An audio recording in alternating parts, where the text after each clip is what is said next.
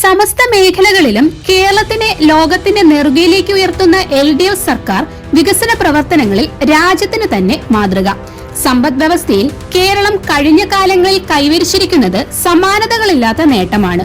ഇതിനുള്ള തെളിവുകളാണ് ഇപ്പോൾ റിസർവ് ബാങ്ക് ഓഫ് ഇന്ത്യ പുറത്തുവിട്ടിരിക്കുന്നത്. കേരളം 10 വർഷത്തിൽ പടിപടിയായി ഉയർന്നുകൊണ്ടിരിക്കുന്നതിന്റെ വ്യക്തമായ കണക്കുകൾ. 2016-ൽ ഇടതുപക്ഷ ജനാധിപത്യ മുന്നണി സർക്കാർ അധികാരത്തിൽ എത്തിയതിന് പിന്നെ 3 മടങ്ങായാണ് കേരളത്തിന്റെ സമ്പദ് വ്യവസ്ഥ വർദ്ധിച്ചിരിക്കുന്നത്. 2014-15 അതായത് LDF സർക്കാർ അധികാരത്തിൽ എത്തുന്നതിന് മുൻപ് 5.13 ലക്ഷം കോടി രൂപയായിരുന്നു കേരളത്തിന്റെ മൊത്തം ആഭ്യന്തര ഉൽപാദനം. എന്നാൽ 2024-25 എത്തിയപ്പോഴേക്കും അത് 12.49 ലക്ഷം കോടി രൂപയായി ഉയർന്നു. ചരിത്രത്തിൽ ആദ്യമായാണ് ഉൽപാദന മേഖലയിലെ മൂല്യവർധന ലക്ഷം കോടിയായി ഉയർന്നത്.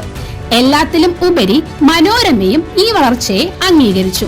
LDF സർക്കാരിനെ എങ്ങനെയൊക്കെ കുറ്റപ്പെടുത്താമെന്ന് നോക്കിയിരിക്കുന്ന മനോരമ, സർക്കാരിന്റെ വികസനം ഒരിക്കലും അംഗീകരിക്കാത്ത അതേ മനോരമ, അവർക്കും ഈ കണക്കുകളുടെ അടിസ്ഥാനത്തിൽ കേരളം ജനപക്ഷത്തും വികസനോന്മുഖ പ്രവർത്തനങ്ങളുമായി മുന്നോട്ട് നീങ്ങുകയാണെന്ന് സമ്മതിക്കേണ്ടി വന്നു.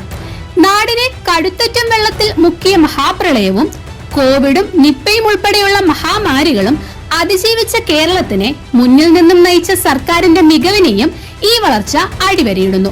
പ്രതിപക്ഷം വിഷയത്തിൽ കണ്ണടച്ചിരുട്ടാക്കിയപ്പോൾ കേരളം അതിജീവിച്ചു എന്നതിന്റെ വ്യക്തമായ തെളിവാണിത്. കോവിഡ് കാലത്ത് 7.24 ആയിരുന്ന ആഭ്യന്തര ഉൽപാദനം തൊട്ടടുത്ത വർഷം 9.24 ലക്ഷം കോടി രൂപയായി ഉയർന്നു. കടമെടുക്കൽ പരിധി വെട്ടിക്കുറച്ചും കിട്ടാനുള്ള ഫണ്ടുകളെല്ലാം തടഞ്ഞുവെച്ചും കേരളത്തെ കേന്ദ്രം എല്ലാ തരത്തിലും സാമ്പത്തികമായി ഞെരുക്കുമ്പോഴാണ് ഈ വളർച്ചയെന്ന് ഓർക്കണം. കേരളത്തിന്റെ പ്രതിശീർഷ വരുമാനം 2015-ൽ 1,66,246 ആയിരുന്നു. 2025-ൽ 3,08,338 രൂപയായി. 2021-ൽ രാജ്യത്ത് 13-ാം സ്ഥാനത്തായിരുന്ന കേരളം 2024-ൽ 7-ാമതെത്തി. കേരളത്തിന്റെ സാമ്പത്തിക പുരോഗതിയിലും ജനങ്ങളുടെ ജീവിത നിലവാരത്തിലെ വളർച്ചയിലുമുള്ള പുരോഗതിയെയാണ് ഇത് കാണിക്കുന്നത്.